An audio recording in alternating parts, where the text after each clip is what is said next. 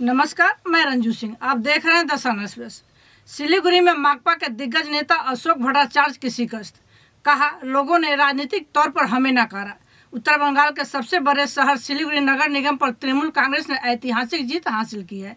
यहाँ लंबे समय से कब्जा रहे माकपा को हराकर पार्टी इस बार यहाँ बोर्ड गठित करने जा रही है। यहाँ से माकपा के दिग्गज नेता और पूर्व विधायक अशोक भट्टाचार्य मेयर थे, जो इस बार हार गए हैं। 6 नंबर वार्ड से माकपा ने उन्हें उम्मीदवार बनाया था। यहाँ से तृणमूल कांग्रेस के उम्मीदवार मोहम्मद आलम खान 510 वोट से जीत गए हैं।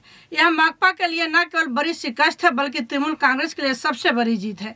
ममता बनर्जी की लगातार जीत के बावजूद सिलीगुड़ी अछूता रहा था। हार के बाद अशोक भट्टाचार्य ने कहा कि एक आपदा हुई है।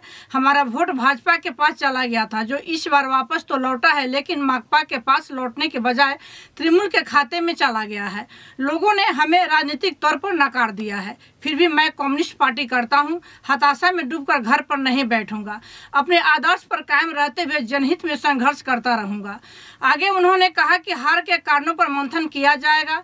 राजनीतिक तौर पर मेरे लिए यह एक बड़ी आफत है। कुछ दिनों पहले मेरी पत्नी की मौत हो गई थी, जो व्यक्तिगत तौर पर मेरे लिए एक बड़ा आघात था, लेकिन चुनाव में हार जीत लगी रहती है, हार माननी होगी।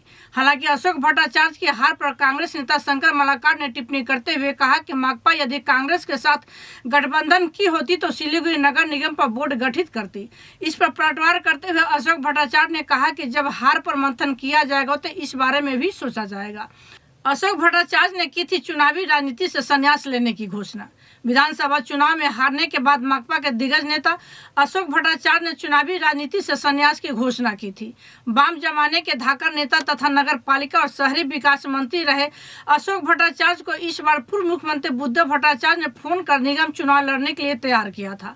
उन्होंने कहा था कि आज माकपा का दुर्दिन चल रहा है और ऐसे समय में मैदान छोड़ने से काम नहीं चलेगा। सिलीगुड़ी में आपको ही वाम मोर्चा का नेतृत्व करना होगा। उसके बाद ही अशोक भट्टाचार्य ने चुनाव लड़ने की सहमति दी थी।